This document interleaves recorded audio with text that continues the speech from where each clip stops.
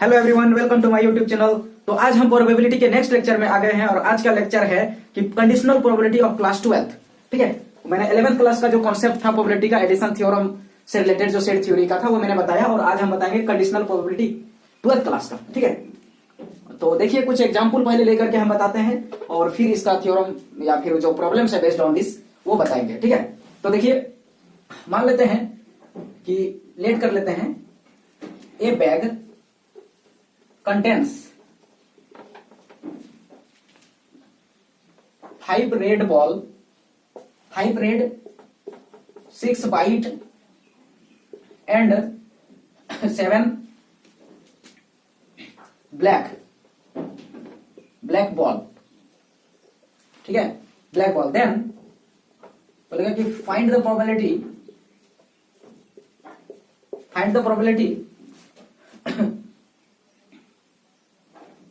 of a red ball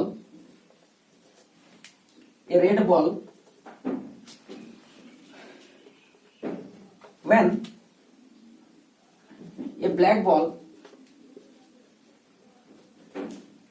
is already occur।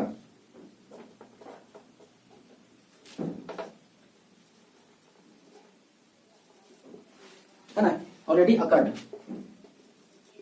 तो देखिए यहां पर क्या बोल रहा है क्वेश्चन में कि एक बैग है। ठीक है, एक बैग है जिसमें 5 रेड बॉल है और 6 व्हाइट बॉल है और 7 ब्लैक बॉल है। ठीक है, तो बोल रहा है कि प्रोबेबिलिटी फाइंड कीजिए रेड बॉल होने का। एक प्रोबेबिलिटी फाइंड कीजिए रेड बॉल होने का प्रोबेबिलिटी क्या होगा। कंडीशन दे दिया यहां पर, क्या देखिए कि व्हेन ब्लैक बॉल, यहां पर लिखा है कि when A black ball is already taken या ऑलरेडी अकर्ड, माने ब्लैक बॉल को पहले लिया गया था। ठीक है, उसके बाद ब्लैक बॉल को पहले लिया गया था, उसके बाद एक रेड बॉल लिया, उसका प्रोबेबिलिटी बताइए। ठीक है, ये चीज है यहां पर देखिए, यही कंडीशन दे दिया। और उस तरह नॉर्मल जो प्रोबेबिलिटी था उसमें सिर्फ बोल देते थे ये है, तो रेड बॉल का प्रोबेबिलिटी क्या होगा ये बताइए। ठीक है, लेकिन यहां पर है कि ब्लैक बॉल को पहले ले लिया गया, उसके बाद रेड बॉल को लिया। ठीक है, और यहां पर एक बात और लिखेगा कि विदाउट रिप्लेसमेंट। ठीक है, रिप्लेसमेंट नहीं करना, विदाउट रिप्लेसमेंट, मैंने जो बॉल मैंने पहले उठाया था ये ब्लैक बॉल, उसको फिर से उस बैग में नहीं रखना है, बिना रखे दूसरा बॉल को रेड को उठाना है, उसका प्रोबेबिलिटी बताइए विदाउट रिप्लेसमेंट। ठीक है, एक आता है विथ रिप्लेसमेंट, उसके बारे में भी बताऊंगा कि विथ रिप्लेसमेंट और विदाउट रिप्लेसमेंट में यहाँ क्या डिफरेंस आता है प्रोबेबिलिटी बनाने। ठीक है, तो क्वेश्चन जो दिया है उसके अनुसार हम देखते हैं। तो यहां पर क्या है कि मान लीजिए कि एक बैग है। ठीक है, ये बैग है, इसमें क्या है 5 रेड बॉल है और 6 व्हाइट है और यहाँ 7 क्या है ब्लैक है ना। ये क्या है रेड बॉल है और ये क्या है व्हाइट है और ये क्या है ब्लैक है। ठीक है, इस तरह का है। अगर हम शॉर्ट में यहां सॉल्यूशन बना रहे हैं तो उसमें से देखिएगा कि क्या किया है कि सबसे पहले कि हमको पूछा है कि रेड बॉल का, लेकिन ब्लैक बॉल पहले ले लिया था। ठीक है, ब्लैक बॉल पहले ले लिया था, तो रेड बॉल बताइए क्या होगा आंसर। तो देखिए क्या होना चाहिए, तो इसमें इस तरह का पूछेंगे कि जब रेड बॉल है तो इसको हम मान लेते हैं कि इवेंट ए। ठीक है, और जो ब्लैक बॉल है इसको हम इवेंट मान लेते हैं बी। ठीक है, इसको भी मान लेते हैं और ऐसा कंडीशन में मान लिया। और उसके बाद क्या करेंगे कि हम अब फॉर्मूला यहां पर देखिए क्या करेंगे कि हमको प्रोबेबिलिटी निकालना है किसना, ए का। ठीक है, ए का निकालना है, लेकिन बी पहले से निकला हुआ है, पहले पता है, तो इसको इस टाइप का लिखेंगे हम। ठीक है, कि probability A when B has already occurred, माने बी पहले से ही अकर्ड हो चुका है, तो अब ए का प्रोबेबिलिटी फाइंड कीजिए।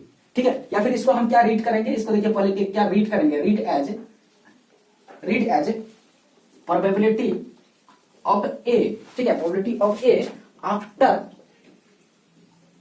आफ्टर बी, मतलब बी को पहले लिया था, आफ्टर बी मतलब बी लेने के बाद ए को लेना है, तो उसका प्रोबेबिलिटी फाइंड कीजिए। ठीक है, यही यहां पर कंडीशनल प्रोबेबिलिटी बताता है।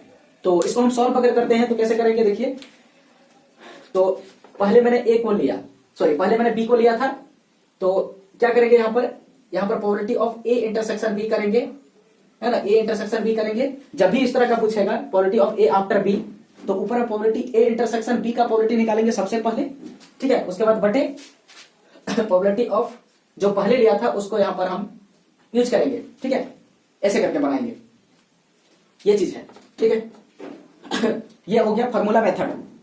ठीक है, लेकिन अगर हम कॉन्सेप्ट मेथड से अगर बनाना चाहें तो क्या होगा, बी का प्रोबेबिलिटी, तो बी का प्रोबेबिलिटी क्या होगा, प्रोबेबिलिटी ऑफ बी अगर निकालना चाहें तो क्या होगा, तो बी कितना था 7 था, मैंने बी ब्लैक वाला लिया था, ये 7 था, उसमें से एक लिया और बटे टोटल कितना था, तो 7 5 12 6 18 और उसमें से एक लिया, तो इसका प्रोबेबिलिटी कितना हो जाएगा, ये 7/18 हो जाएगा। ठीक है, ये चीज हुआ। लेकिन अब देखिए कंडीशनल प्रोबेबिलिटी के अकॉर्डिंग अब हमको पूछा है क्या, ए का निकालिए, ए का क्या होगा, लेकिन बी हम पहले ले चुके हैं, तो बी ले चुके हैं तो एक को घट गया है ना, एक तो घटा हुआ है, तो इसका मतलब है क्या हो जाएगा, ये रेट कितना है टोटल, यहाँ पर देखिए 5 रेट है, 5 में से एक लिया, उसके बाद अब यहाँ पर 18 नहीं रहेगा बल्कि ये 17 रहेगा, क्योंकि एक मैंने पहले ही भी निकाल चुका था, उसका निकाल के रख दिया, तब जाकर के हम क्या किया कि ये टोटल, अब देखिए एक घट गया टोटल में से, टोटल जो 18 था इसमें से एक अब घट गया है, बी निकाल लिया था, तब जाके ए निकाल रहे हैं, तो ऐसा कंडीशन में इसका वैल्यू हो जाएगा 5/17, ये आंसर हो जाएगा इस क्वेश्चन का फाइनली। ठीक है, और यहाँ पर एक्चुअली में ये फार्मूला इस्तेमाल करेंगे, लेकिन उस तरह का क्वेश्चन दिया जाएगा तब।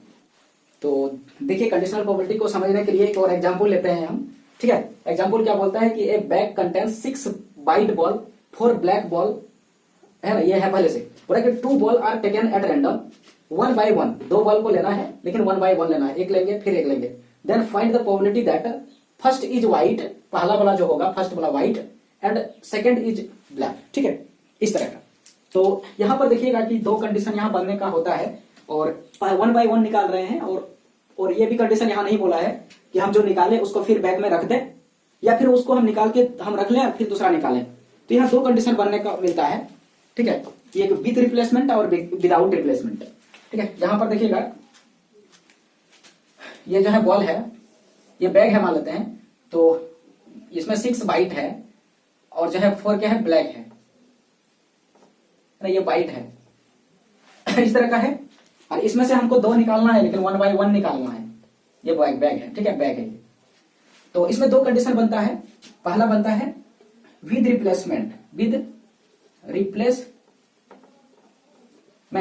और दूसरा बनता है विदाउट रिप्लेसमेंट, है ना, दूसरा बन रहा है यहाँ पर विदाउट रिप्लेसमेंट। ठीक है, एक रिप्लेसमेंट है, दूसरा विदाउट रिप्लेसमेंट है ना, रिप्लेसमेंट है। तो विद रिप्लेसमेंट का क्या मीनिंग है और विदाउट रिप्लेसमेंट का क्या मीनिंग है, यहाँ क्वेश्चन में नहीं लिखा बात, इसलिए अगर क्वेश्चन में लिख देता विदाउट रिप्लेसमेंट तो फिर दोनों कंडीशन नहीं, सिर्फ एक कंडीशन पर काम करते, लेकिन यहाँ नहीं लिखा इसलिए दोनों कंडीशन यहाँ पर हो सकता है। ठीक है, एग्जाम्पल अगर दे रहे हैं या नहीं लिखे हैं हम, तो क्वेश्चन में अगर लिखा जाएगा तो दोनों कंडीशन में से किसी एक का इस्तेमाल करेंगे। ठीक है, तो देखिए इसमें क्या होगा कि इसमें एक बॉल हम निकालेंगे, जैसे व्हाइट को निकाले, ठीक है, निकाल लिए, तो उसका प्रोबेबिलिटी क्या होगा मुझे पता चला, तो निकाल लेंगे, उसके बाद फिर उसको रख देंगे, और फिर दूसरा वाला जो निकलेगा ब्लैक वाला, उसका प्रोबेबिलिटी क्या होगा निकाल लेंगे। तो इसमें क्या होगा कि कोई प्रभाव नहीं पड़ेगा, पहले निकाले फिर रख दिया, फिर दूसरे को निकालेंगे, तो पहला निकाला तो दूसरा में कोई प्रभाव नहीं पड़ेगा। तो इस तरह कंडीशन में ये जो है इंडिपेंडेंट हो जाता है, इंडिपेंडेंट मैंने कोई एक दूसरे पर डिपेंड नहीं करेगा, इंडिपेंडेंट यहाँ पर इवेंट हो जाता है। और यहाँ पर क्या होगा कि एक को हम निकालेंगे, ठीक है, एक को मैंने निकाल लिया और दूसरा हाथ में रखा, ये बॉल था यहाँ पर, मान लीजिए व्हाइट वाला था, उसको निकाला इसमें रखा, उसके बाद देखिएगा कि अब टोटल जो है पहले 10 था, अभी 10 है टोटल, पहले था लेकिन एक निकाल लिया, 9 बचा, अब ये 9 में से अब हम एक निकालेंगे जो ब्लैक निकलेगा, तो उसमें जो है क्या होगा, एक घट जाएगा, तो इसमें क्या होगा कि पहला जो निकाले तो उस पर दूसरा वाला जब निकालेंगे तो डिपेंड कर जाएगा। ठीक है, उसका प्रोबेबिलिटी में बदलाव आ जाएगा, एक कंडीशन लगा दिया, तो यहाँ पर इस तरह का कंडीशन को यहाँ बोलेंगे डिपेंडेंट हो जाएगा। ठीक है, डिपेंडेंट हो जाएगा, ये डिपेंडेंट इवेंट है, ये डिपेंडेंट वेरिएबल है, ये चीज हो गया। ठीक है, तो पहला केसेस में अगर हम बात करें प्रोबेबिलिटी निकालें किसका, अगर हम किसका निकालें, पहले ए का निकालें,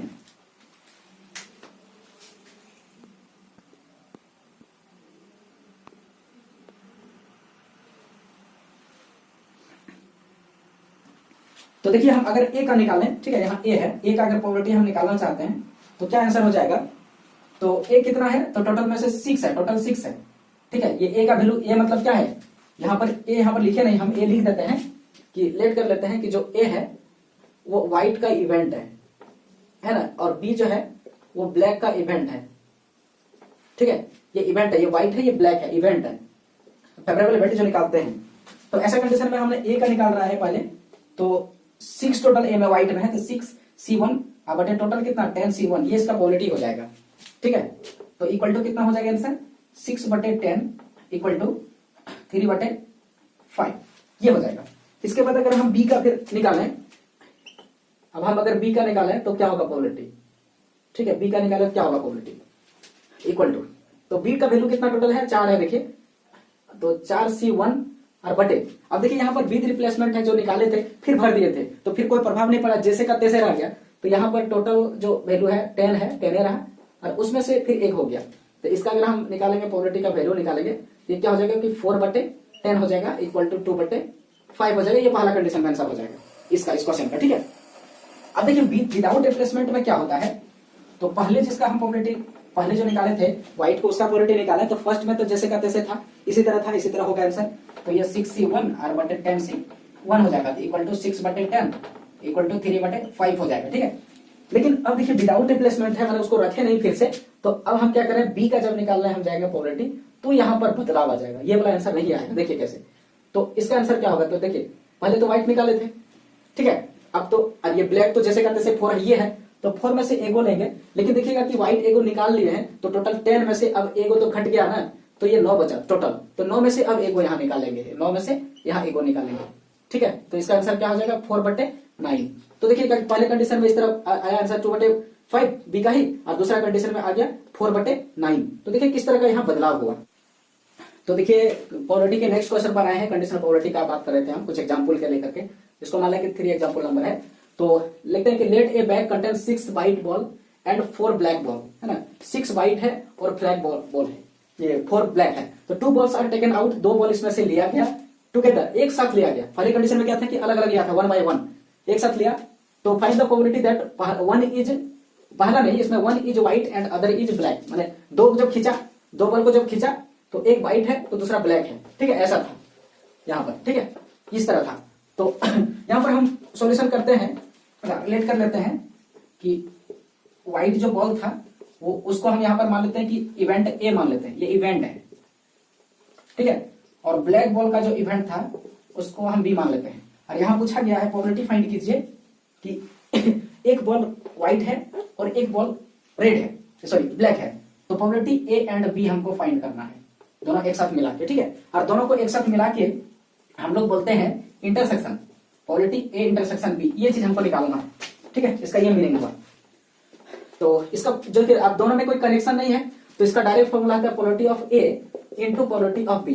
इंटरसेक्शन में अगर दोनों का कोई कनेक्शन नहीं है ना, यहाँ पर दोनों का कोई कनेक्शन नहीं, दोनों अलग अलग चीज है, डिफरेंट डिफरेंट, यहाँ पे डिफरेंट डिफरेंट बॉल है, यहाँ पे डिफरेंट डिफरेंट है, ठीक है। तो ऐसा कंडीशन में अगर हम निकालते हैं ए इंटरसेक्शन बी का प्रोबेबिलिटी, तो इक्वल टू होता है probability of A separately into probability of B अलग अलग, ठीक है। तो प्रोबेबिलिटी ऑफ ए का जब बात करें तो टोटल व्हाइट बॉल कितना था, 6 था, तो उसमें से 1 लिया, ठीक है, और बटे टोटल कितना था, देखिए 6 4 10, और 10 में से फिर 1 लिया इनटू फिर बी, दोनों एक साथ निकाले थे, तो कोई कंडीशन नहीं है कि एक को रख लिया तब निकाला या फिर एक को नहीं रखा था, तो इसमें कोई कंडीशन नहीं है, या कंडीशनल प्रोबेबिलिटी का कोई बात नहीं हुआ, डायरेक्ट ये बन जाएगा। तो ये 4 ब्लैक है तो उसमें से 1, और ये टोटल 10 होगा, इसमें भी 10 है लेंगे हम, अब बटे हो जाएगा यहाँ पर ये 10C1, तो इसका वैल्यू क्या हो जाएगा कि 6/10 और इसका वैल्यू 4/10, ठीक है। इसको कटा देते हैं अगर हम, तो ये 3/5 और यहाँ 2/5, यानी तीनों ने 6/25 इसका जो है फाइनल आंसर हो जाता है, ओके। तो इसका हम डेफिनेशन लिखते हैं, तो ये क्या है कंडीशनल प्रोबेबिलिटी का। तो मान लिया कि let A and B are 2 events, 2 events है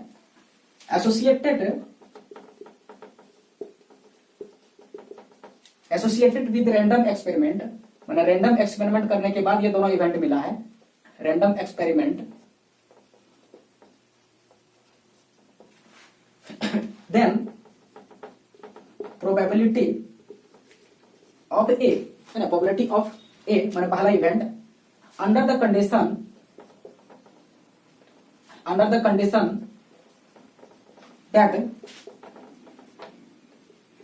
B has already occurred, B has already occurred is called, माने ये जो प्रोबेबिलिटी है किसका, ए का, under the condition B has already occurred is called conditional probability, conditional probability, and is denoted by, it is denoted by, it is denoted by quality of A after B या फिर quality of A under the condition of B has already occurred equal to quality of A intersection B upon probability of B. Here what is the B? Means the probability of B which is occurred already before that A occurred. तो B सा जो है वो पहले से ही हमको पता है और उसके बाद B को निकालने के बाद मैंने A को लिया तो A का प्रोबेबिलिटी B को निकालने के बाद जो प्रोबेबिलिटी होगा तो जिसको हम निकाल रहे हैं पहले में है ना, पहले कौन किसको निकाल रहे हैं, ये B को हम पहले निकाल रहे हैं, ठीक है, B को पहले निकाले थे, B पहले अकर हुआ था, ये हम बोल सकते हैं B को यहाँ नीचे जो है उसको फर्स्ट बोलेंगे और यहाँ पर जो पहले लिखा ऊपर में वो सेकंड है, ठीक है। तो A का प्रोबेबिलिटी हमको सेकंड वाला का निकालना है इसके रिस्पेक्ट में, तो जो पहले निकाले थे B वाला उसके रिस्पेक्ट में, और उसका आंसर क्या होगा, तो ये दोनों प्रोबेबिलिटी ऑफ दोनों का इंटरसेक्शन होगा और बटे जो पहले हम निकाले थे उसका प्रोबेबिलिटी होगा, ठीक है, ये चीज होगा। ये हो गया कॉन्सेप्ट हो गया, है ना। या फिर इसी क्वेश्चन को अगर उल्टा पूछता हमको कि यहाँ पर जो देता कि प्रोबेबिलिटी ऑफ बी छोड़ करके यहाँ पर प्रोबेबिलिटी ऑफ ए नहीं पूछ के बी पूछता और उसमें क्या पूछता कि ए पहले से निकला है, इस तरह पूछ देता, तो ऐसा कंडीशन में क्या हो जाता है कि प्रोबेबिलिटी ऑफ बी है ना व्हेन ए हैज ऑलरेडी अगर जब पहले से ही ए है तो इसका फॉर्मूला क्या होगा, तो ऊपर में देखिए ए इंटरसेक्शन बी तो हम लगाएंगे ही, ठीक है, लेकिन नीचे में पहले कौन आया, तो पहले यहाँ पर अभी ए आया है तो फिर यहाँ पर हो जाएगा बटे प्रोबेबिलिटी ऑफ ए, ठीक है, इस तरह का हो गया। यहाँ पर हम बी का प्रोबेबिलिटी मतलब इस केसेस में क्या हो गया, तो ए जो है वो फर्स्ट हो गया, ठीक है, और बी जो है ये सेकंड हो गया और सेकंड वाला का ही हम प्रोबेबिलिटी निकालते हैं with respect to first one, है ना। इस तरह का जो डेफिनेशन है प्रोबेबिलिटी का, कंडीशनल प्रोबेबिलिटी है, ये परफेक्ट डेफिनेशन है, ठीक है। और ये कॉन्सेप्ट मेथड भी मैंने बताया कि कॉन्सेप्ट के आधार पर भी हम निकाल सकते हैं एमसीक्यू वगैरह क्वेश्चन को लेके, लेकिन यही क्वेश्चन अगर मान लीजिए 2, 3, 4 नंबर का रहता है बोर्ड एग्जाम के लिए तो हम इस फॉर्मूला का इस्तेमाल करेंगे और वहां पर जो है कंडीशनल प्रोबेबिलिटी को फाइंड करेंगे with the help of formula, ठीक है। तो यहाँ पर अगर हम ये दोनों इक्वेशन को देखें, जैसे इक्वेशन यहाँ पर 1 मिला, सॉरी ये वाला को 1 ले लेते हैं, ऊपर वाला को हम 1 ले लेते हैं, ठीक है, और नीचे को 2 ले लेते हैं, तो ये दोनों इक्वेशन को देखिएगा, अगर यहाँ से हम इसका वैल्यू निकालेंगे, इसका फर्स्ट नंबर से इसका वैल्यू माने probability of A intersection B निकालें, तो यहां से क्या मिलेगा, probability of A intersection B निकालें तो इक्वल टू क्या होगा, ये वाला जो पार्ट प्रोबेबिलिटी ऑफ बी नीचे वाला है वो इधर जाके इसके साथ इंटू हो जाएगा, यानी probability of A after B into probability of B, है ना, ये हो जाएगा, ठीक है। यहाँ पर थोड़ा कम जगह मिल रहा है तो ये क्या हो जाएगा कि probability of A intersection B equal to probability of A after B into probability of B, ठीक है, ये हो जाएगा, ए आफ्टर बी है तो ये चीज हो जाएगा, है ना। और इस केसेस में भी अगर हम इस केसेस से अगर हम निकालें यही चीज को निकालें यही चीज को तो इस केसेस में भी देखिएगा कि probability of A intersection B, ठीक है, इक्वल टू हो जाएगा प्रोबेबिलिटी ऑफ यहाँ पर बी आफ्टर ए, देखिए यहाँ पर क्या है बी आफ्टर ए और इंटू है ए, ठीक है। अगर यहाँ बी आफ्टर ए रहेगा तो यहाँ पर इंटू में ए रहेगा, है ना, मतलब जो पहले आया है वही इंटू में रहेगा और यहाँ पहले बी आया था तो इसलिए इंटू में ए है, तो ये दोनों जो है एक ही चीज है कि ये दोनों का फॉर्मूला ये दोनों में से इसका फॉर्मूला ये दोनों में से कोई एक हो सकता है, ठीक है। अब अकॉर्डिंग टू क्वेश्चन हम देखेंगे कि किस तरह का वो फॉर्मूला बनेगा, ठीक है। तो देखिए कंडीशनल प्रोबेबिलिटी का हम एग्जांपल लेते हैं, ठीक है। एग्जांपल क्या बोल रहा है कि a fair dice is rolled, consider the following events, A equal to 1 2 ये 1 3 5, B equal to 2 3 and C equal to 3 ये 2 3 4 एंड 5, ठीक है। तो यहां पर बोल रहा है कि देखिए क्या बोल रहा है कि find the probability A after B and probability of B after A, फिर दूसरा नंबर में है कि प्रोबेबिलिटी सी सिर्फ probability A after C and probability C after A, और उसके बाद तीसरा नंबर बोल रहा है कि probability A union B after C, ठीक है, और उसके बोल रहा है कि probability A intersection B after C, ठीक है। तो यहां पर देखिएगा कि जो पहला नंबर हम बनाते हैं तो probability A after B equal to 1 number solve करते हैं, ठीक है। तो इसमें क्या हो जाएगा कि एक इसका प्रोबेबिलिटी क्या पढ़े थे कि probability of A after B equal to probability of A intersection B बटे प्रोबेबिलिटी ऑफ बी जो पहले आया था, या पहले बी आया है, ठीक है। ए आफ्टर बी माने ए आफ्टर पहले बी आया तब ए कंडीशनल प्रोबेबिलिटी है, तो क्या होगा ए इंटरसेक्शन बी निकालते हैं हम लोग, तो क्या होगा देखिए यहाँ पर देखिए ये ए है और ये बी है, तो दोनों में कॉमन क्या है, तो देखिएगा कि दोनों में कॉमन दिख रहा है 3, है ना, ये 3 कॉमन है, इसमें 3 है इसमें 3 है, तो ये 3 कॉमन है तो इंटरसेक्शन 3 होता है, तो कॉमन में हो गया 3 तो यहाँ पर number of A intersection B का अगर बात करें कितना मिला हमको है ना, 1 मिला। कैसे? तो सबसे पहले देखिए ए इंटरसेक्शन बी निकालते हैं, तो ए इंटरसेक्शन बी में क्या हो जाएगा कि ये कॉमन है, ये कॉमन है, तो इसका हो जाएगा 3। ठीक है, तो नंबर अगर बात करें तो क्या ठो नंबर है इसमें, एक ही गो है, तो इसका नंबर जो कार्डिनल नंबर हो जाएगा, इसका कार्डिनल नंबर ये 3 हो जाएगा, सॉरी 1 हो जाएगा इसका, क्योंकि एक ही तो एलिमेंट है इसका सेट में। ठीक है, तो ऊपर में कितना हो जाएगा प्रोबेबिलिटी, इसका नंबर 1 हो जाएगा। ठीक है, और इसका हम प्रोबेबिलिटी निकालें तो टोटल से डिवाइड करते हैं। ठीक है, देखिए यहाँ पर एक चीज ये भी बात है कि हम probability of A intersection B बटे प्रोबेबिलिटी ऑफ बी को डायरेक्ट लिख सकते हैं नंबर ऑफ, इसको लिख सकते हैं number of A intersection B बटे नंबर ऑफ बी, ऐसे भी लिख सकते हैं, कोई दिक्कत नहीं है। जैसे कैसे देखिए कि अगर हम इसका प्रोबेबिलिटी निकालते हैं तो ये क्या होता है प्रोबेबिलिटी ऑफ प्रोबेबिलिटी, इसका अगर प्रोबेबिलिटी निकालते हैं तो क्या हो जाता है कि probability of A intersection B equal to हो जाता है number of A intersection B.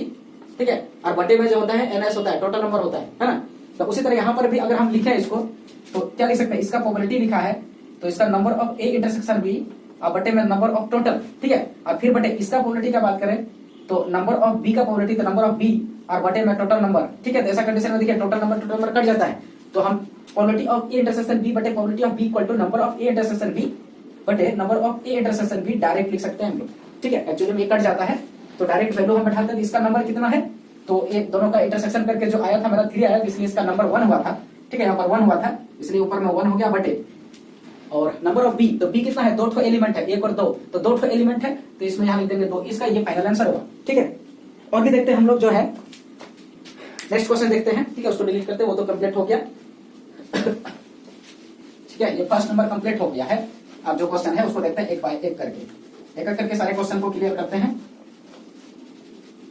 Conditional probability का। ठीक है, तो देखिए यहाँ पर क्वेश्चन नंबर, इसी में से देखिएगा ये वाला पार्ट निकालना, एक नंबर का ही था, माने ये वाला सोचिए ए था, ये वाला सोच लीजिए कि बी था, ये ए वाला था, तो एक नंबर का ही हम बी वाला निकाल रहे हैं। तो क्या निकाल रहे हैं कि probability of A intersection B पहले निकाले थे ना, अभी क्या दिखा है क्वेश्चन में कि प्रोबेबिलिटी ऑफ बी आफ्टर ए, है ना। तो इसमें भी देखिएगा कि ऊपर में होगा probability of A intersection B और बटे में प्रोबेबिलिटी जो पहले कौन आया इसमें ए, तो नीचे ए हो जाएगा इक्वल टू, और इसका वैल्यू हम लोग क्या निकाले थे, और इसको क्या लिख सकते हैं number of A intersection B और बटे में हो सकता है नंबर ऑफ ए, है ना, ये लिख सकते हैं हम डायरेक्ट। और तो इक्वल टू क्या हो जाएगा यहाँ पर, इसका नंबर तो 1 निकाले थे हम उस क्वेश्चन में, वही रहेगा सब जगह। ठीक है, यहाँ पर हम बात करें तो ए इंटरसेक्शन जो बी होगा इसका वैल्यू कितना था, 3 था, तो number of A intersection B equal to 1 हो जाएगा। उसी तरह अगर हम A intersection B intersection C निकालें तो इसका आंसर कितना होगा, तीनों का अगर हम निकालें अगर इंटरसेक्शन तो कितना हो जाएगा, यहाँ पर देखिएगा कि ये 3 है, इसमें भी 3 है, इसमें 3, सब में 3 है। ठीक है, इसमें 2 है, इसमें नहीं है, इसमें 2 है लेकिन इसमें नहीं है, और बाकी कोई कॉमन नहीं आ रहा है, 5 है, इसमें नहीं है, तो इसका आंसर जो होगा 3 हो जाएगा।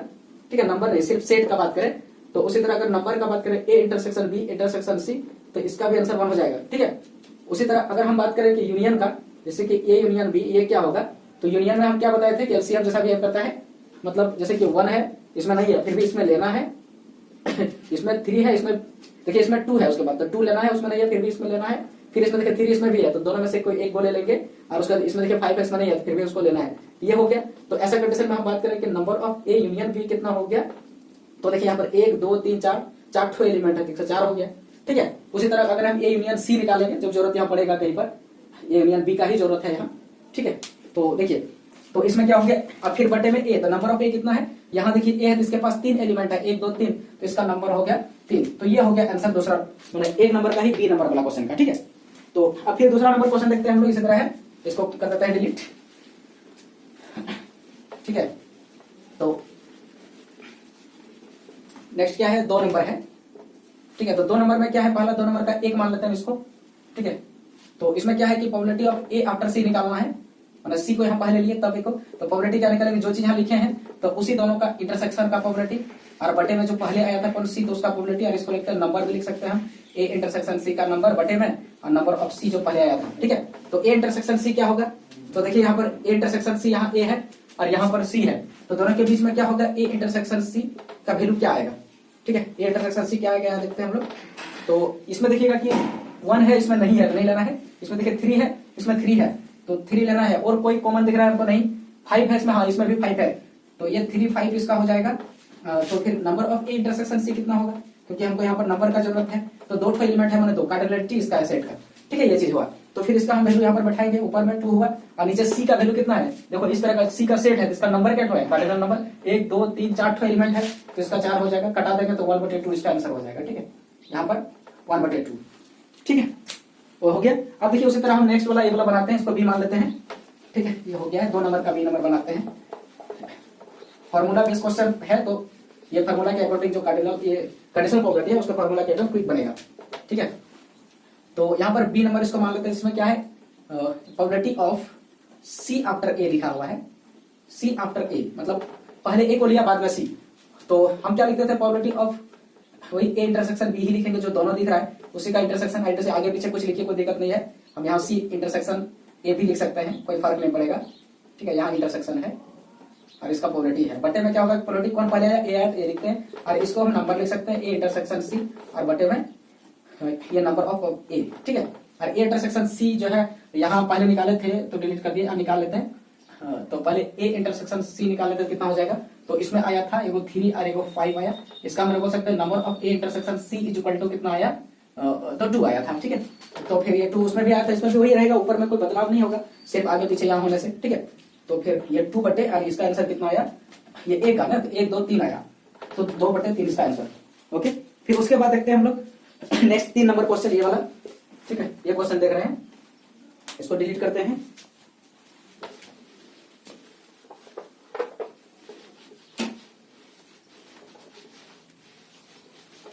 तो देखिए क्वेश्चन नंबर है 3, तो 3 नंबर का देखिए पहला क्वेश्चन है और ये दूसरा क्वेश्चन है, इसको हम ए मान लेते हैं, इसको बी मान लेते हैं। तो ए वाला क्वेश्चन को देखते हैं, क्या लिखा है यहाँ पर, probability of A union B after C. ठीक है, ये चीज लिखा है, मैंने ए यूनियन बी एक वो है ना, एक छो है और सी दूसरा है। ठीक है, इसका मतलब सी, यहाँ पर सी पहला है, पहला ये सी पहला है, और ये जो ए यूनियन बी है ये दूसरा है, और दूसरा वाला का ही प्रोबेबिलिटी हम लोग निकालते हैं, conditional probability with respect to second, है ना, sorry with respect to first, first के रिस्पेक्ट में सेकंड का प्रोबेबिलिटी निकलता है। तो फॉर्मूला यही है कि probability of A union B को एक साथ रखेंगे। ठीक है, ये एक साथ रखेंगे और बीच में क्या करते थे, इंटरसेक्शन करेंगे, ये एक वो है, इसका इंटरसेक्शन करेंगे किसके साथ, तो सी के साथ, ये हो जाएगा। प्रोबेबिलिटी के जगह पर हम लोग नंबर भी लिख सकते हैं, कोई दिक्कत नहीं। ठीक है, डायरेक्ट हम लोग यूज कर सकते हैं। और यहाँ पर पहले कौन आया था, तो पहले सी आया, तो सी का प्रोबेबिलिटी लिखते हैं, और प्रोबेबिलिटी के जगह पर हम लोग यहाँ पर नंबर भी लिख सकते हैं। ठीक है, दोनों को अगर एक साथ लिखें तो अकेले तो नहीं लिख सकते हैं, तो ये कट जाता है। तो अब निकालते हैं, तो देखिए ए यूनियन बी कितना है, ए इंटरसेक्शन बी, यहाँ पर क्या लिखा है कि ए यूनियन बी है, तो इसका वैल्यू क्या है, तो यहाँ पर देखिए ए यूनियन बी कहाँ पर निकाले, यहाँ देखिए ए यूनियन बी का 4 है वैल्यू। ठीक है, 4 है यहाँ पर मतलब ये वाला वैल्यू है, इठो लिख देते हैं, यहाँ पर 1 है, 2 है, 3 है और 5 है। ठीक है, 4 तो नहीं है, 5 है, ये है ए यूनियन बी।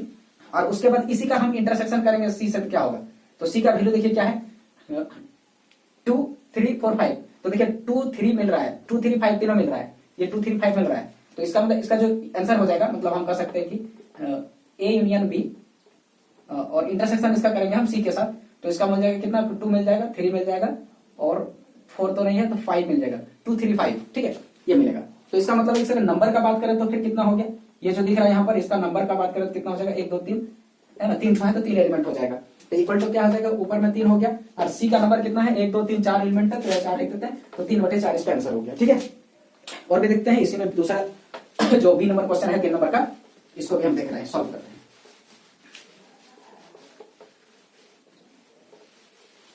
ठीक है, तो ये 3 नंबर का जो बी नंबर है, इसको देख रहे हैं, क्या बोल रहा है यहाँ पर, probability of A intersection B after C. ठीक है, तो इसका आंसर क्या हो जाएगा, देखिए, तो probability of A intersection B एक साथ रहेगा। ठीक है, ये तो एक गो है, और उसके बाद जो नीचे था उसका भी क्या था, इसके साथ इंटरसेक्शन ही होता था, है ना, और बटे में क्या हो जाएगा कि जो पहले था सी था, तो प्रोबेबिलिटी ऑफ सी हो जाएगा। ठीक है, प्रोबेबिलिटी ऑफ सी हो जाएगा, तो इसको हम लोग नंबर भी लिख सकते हैं, probability of A intersection B intersection C हो जाएगा, तीनों एक साथ, है ना, और साथ साथ में प्रोबेबिलिटी ऑफ, यहाँ पर नंबर लिख सकते हैं हम यहाँ पर, नंबर ऑफ सी।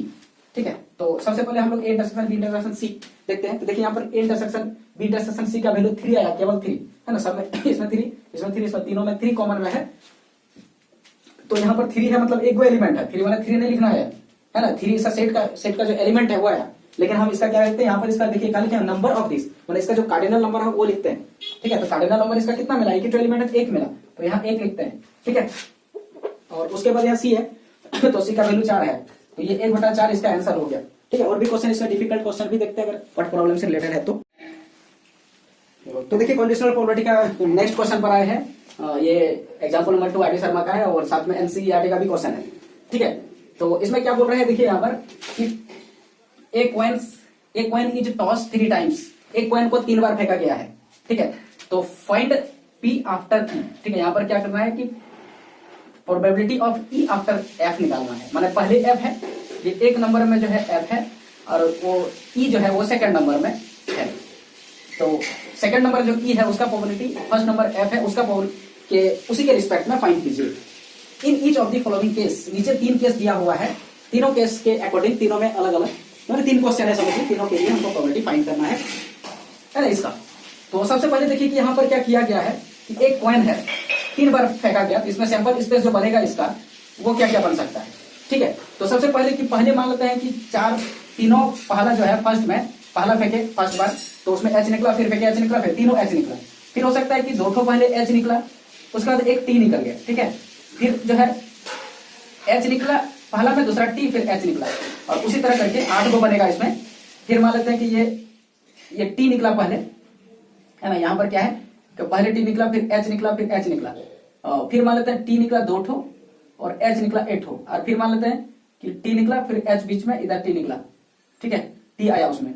फिर मान लेते हैं कि ये एच निकला पहले, फिर दोनों टी बाद में निकला, फिर मान लेते हैं कि तीनों टी निकला।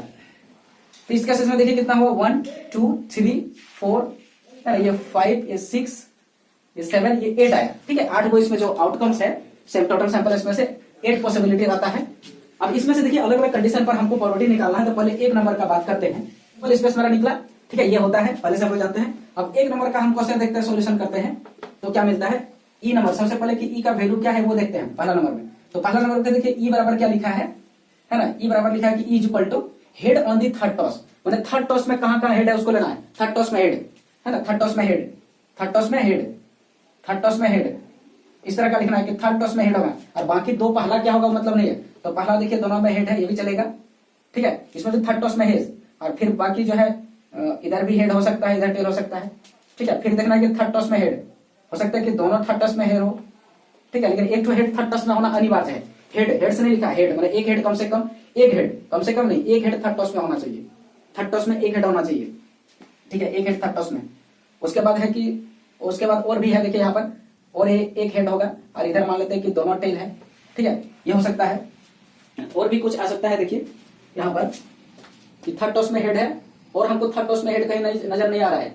इसमें थर्ड टॉस में हेड है, देखिए इसमें थर्ड टॉस में, इसमें नहीं है, इसमें थर्ड टॉस और फर्स्ट टॉस में, इसमें थर्ड टॉस में टेल है, और इसमें थर्ड टॉस में हेड है, इसमें थर्ड टॉस में हेड है, इसमें 1 2 3 4 8 है इसका वैल्यू। ठीक है, थर्ड टॉस में हेड। और उसके बाद एफ बराबर क्या लिखा है, एफ बराबर क्या लिखा है कि F is equal two heads on the first 2 toss. मतलब पहला 2 टॉस करेंगे, पहला 2 टॉस करेंगे उसमें हेड आना अनिवार्य है। पहला 2 टॉस करेंगे हेड आएगा, बाद में क्या आएगा हमको मतलब नहीं है। हो सकता है कि तीनों हेड आ जाएगा, है ना, या फिर पहला 2 हेड आया वो तो आना चाहिए, लेकिन बाद में अगर टेल भी आ जाएगा तो ही कंडीशन बनेगा। ठीक है, इसमें तो अगर हम निकालते हैं यहाँ पर कि ई इंटरसेक्शन एफ, तो क्या होगा देखिएगा कि ये वाला कॉमन है, ये वाला कॉमन खाली है, तो यहाँ पर इसका हो जाएगा एच एच एच। ठीक है, अब हम सोचते हैं कि number of E intersection F बराबर क्या होगा, तो एक ही तो मिला देखिए यहाँ पर।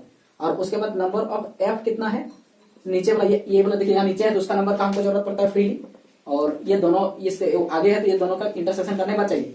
तो इसमें देखिएगा 2 है। ठीक है, तो फाइनली अगर हम यहाँ पर प्रोबेबिलिटी फाइंड करें इस कंडीशन में, अब हम तो प्रोबेबिलिटी क्या होगा, जैसे कि पूछा था हमको प्रोबेबिलिटी निकालिए, है ना, यहाँ प्रोबेबिलिटी निकालिए ई आफ्टर एफ। ठीक है ना, ई आफ्टर एफ निकालना है प्रोबेबिलिटी। तो इसका आंसर क्या हो जाएगा, तो 1 आया था ऊपर में बटे 2। ठीक है, मतलब इसका आंसर क्या था, इसका फाइनली आंसर था the number of E intersection F बटे नंबर ऑफ एफ था जो पहले आया है। ठीक है ना, यहाँ पर एफ था, यहाँ जो था वो एफ था, ऐसे था, तो ऊपर में 1 आया और नीचे 2 आया, तो आंसर इसका 1 बटे 2 हो गया। ठीक है, फिर उसके बाद और भी क्वेश्चन हम लोग देखते हैं यहाँ पर।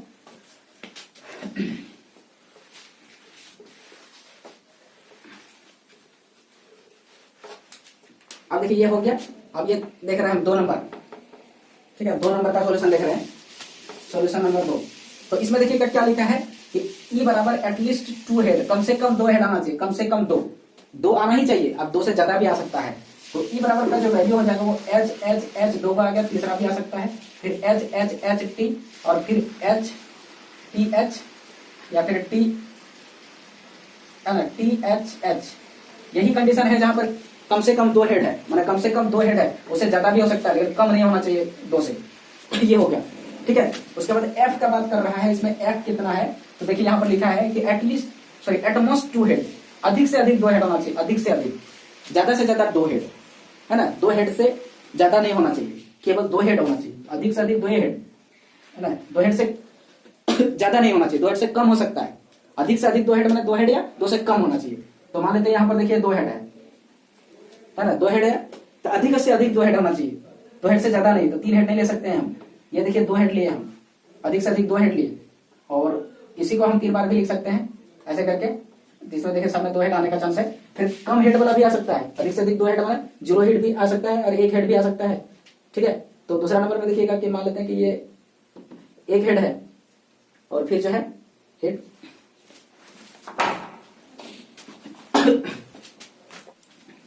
तो देखिए यहाँ पर क्या है कि अधिक से अधिक दो लेना है तो दो से कम वाला भी ले सकते हैं। तो देखिए यहाँ एक वाला है और एक वाला एक ठो आया है, तो इसको हम ऐसे भी लिख सकते हैं, ठीक है, और इसको हम ऐसे भी लिख सकते हैं, तो तीन बार एक वाला आएगा। और एक बार क्या है कि जीरो वाला भी आ सकता है ना, अधिक से अधिक तीन बोलने का मतलब होता है कि जीरो वाला भी ले सकते हैं। तो इसमें अगर टोटल नंबर ऑफ एफ का हम देखें तो कितना आ गया, एक दो तीन चार पांच छह सात आ गया, ठीक है, मतलब ये सात ठो आ गया, खाली टोटल जिसमें तीन एच होगा वो छोड़ करके है, ठीक है।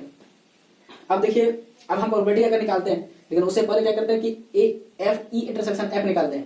तो ई इंटरसेक्शन एफ में कौन कौन मिल रहा है, देखिए ये मिलेगा, ये मिलेगा, ये तीनों मिलेगा, ठीक है, मैंने एच एच टी और एच टी एच और आ गया टी एच एच, ये मिला। इसका मतलब इसका नंबर का बात करें हम एन इंटरसेक्शन एफ का, तो ये थ्री ठो मिला, ठीक है। अब हम प्रोबेबिलिटी इसका निकालते हैं, है ना, ये जो क्वेश्चन है इसी का प्रोबेबिलिटी हम निकालते हैं। तो प्रोबेबिलिटी क्या पूछता है यहाँ पर, ई आफ्टर एफ, इसका मतलब है कि प्रोबेबिलिटी ऑफ ई और इंटरसेक्शन एफ, है ना, और बटे में होता है प्रोबेबिलिटी ऑफ नीचे वाला एफ। और यहाँ पर प्रोबेबिलिटी की जगह में डायरेक्ट हम नंबर भी डाल सकते हैं। तो यहाँ पर कितना आया, थ्री आया, और उसके बाद यहाँ पर सेवन आया, ये मेरा इसका आ गया आंसर, थ्री बटे सेवन, ठीक है। उसके बाद वाला देखते हैं हम लोग तीसरा number question, three number question देखते हैं। तो क्वेश्चन नंबर थ्री ये बताए, यहाँ पर देखिए क्या है कि ई का वैल्यू कितना है ये निकाल लेते हैं पहले। तो बोल रहा है कि एटमोस्ट टू टेल, अधिक से अधिक दो टेल होना चाहिए, दो टेल से ज्यादा नहीं होना चाहिए। मतलब है कि देखिएगा कि यहाँ पर अधिक से अधिक दो टेल का मतलब होता है कि तीन टेल वाला नहीं लेना है, ठीक है, अधिक से अधिक दो टेल का मतलब होता है कि तीन टेल वाला नहीं लेना है। यहाँ पर इसका यह मीनिंग हुआ कि तीनों टेल वाला